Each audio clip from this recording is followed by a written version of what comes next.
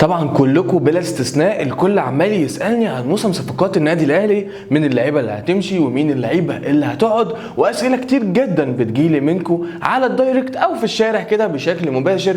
كل الناس بتسالني عن موسم صفقات النادي الاهلي ومين اللعيبه اللي هتمشي ومين اللعيبه اللي جايه. تعالوا بينا في حلقه النهارده هندردش شويه عن اسماء بنسبه تتخطى 90% هي ماشيه من النادي الاهلي، وموقف اكتر من اسم من المعارين. تعالوا بينا نعرف التفاصيل. الاسماء اللي انا هقولها دي خروجها اصبح بس مجرد وقت. هنتكلم على ايمن اشرف، برونو سافيو، حمدي فتحي اللي جاي له عرض قوي جدا من قطر وعملنا عنه حلقه لوحده، كذلك محمد فخري. محمد اشرف لو النادي الاهلي جاب لاعب باك شمال فمحمد اشرف هيخرج، والاقرب ان هو اكيد هيخرج كاعاره. حمزه علاء الحارس كمان كذلك اكيد الاقرب ان هو يخرج كاعاره. الاسماء اللي اتقالت دي كلها عموما ممكن نشوف منها اللي بيخرج على سبيل الاعاره، وممكن نشوف منها اللي بيخرج على سبيل البيع. مفيش مشكله، مفيش اي لاعب تم الاتفاق صرف عليه ان ده خلاص طلع صفقه بيع، ان ده طلع صفقه كاعاره. حتى حمدي فتحي اللي قريب جدا من انه يروح للوكرة القطري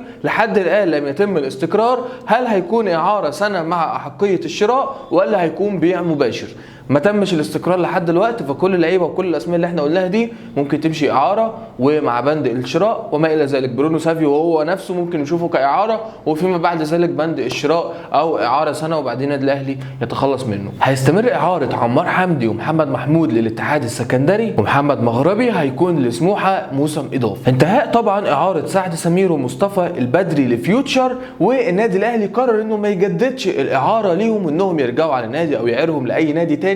المهم ان هو مش هيتعامل مع فيوتشر في ظل تعنت اداره فيوتشر في اي لاعب او اي صفقه النادي الاهلي عايزها من فيوتشر، وطلبات مبالغه منهم وحاجات غريبه منهم مع النادي الاهلي. فقرر النادي الاهلي عدم التعامل معاهم تماما. وانتهاء اعاره العربي بدر لاعب الوسط والكلام على التجديد. وطبعا زي ما كلنا عارفين كده سموحه هيفعل بند شراء حسام حسن الابن البار لسموحه. وموقف مصطفى سعد المعار لسموحه لم يتم الاستقرار عليه، وكولر مازال بيدرس موقف اللاعب وهيشوف اذا كان هيحتاجه او لا.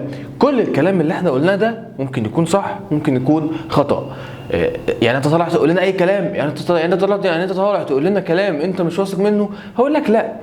في صفقات بتكون خلاص على المحك، على امضى، على مش عارف ايه، وبتفشل عادي جدا لانها كلها تفاصيل صغيره، كلها اتفاقيات بسيطه ممكن بعد ما توصل لاخر مرحله فيها تنفض كلها وكأن الموضوع ما كانش. فأي كلام احنا قلناه هو بالفعل موجود، وهو بالفعل اللي الامور ماشيه ليه. الامور ممكن تتغير، وارد جدا وعادي جدا ان الامور تتغير، مفيش اي مشكله. وهنفضل معاكم طول فتره الانتقالات لحد انتهاء فتره الانتقالات الصيفيه، بنتابعكم اول باول بكل الاخبار وبكل المستجدات.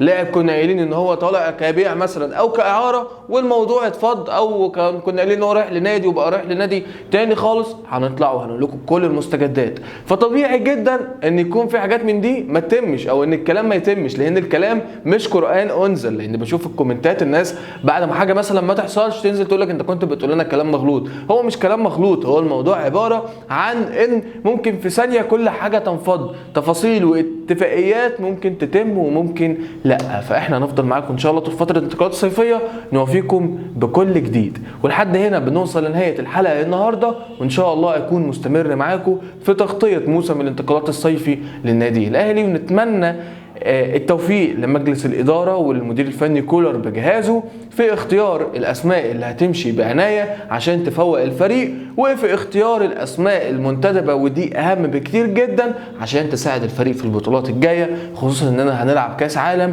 ومستنيين نتيجة إيجابية أكتر من اللي احنا بنحققها، بمعنى أصح أكتر من البرونزية نفسها.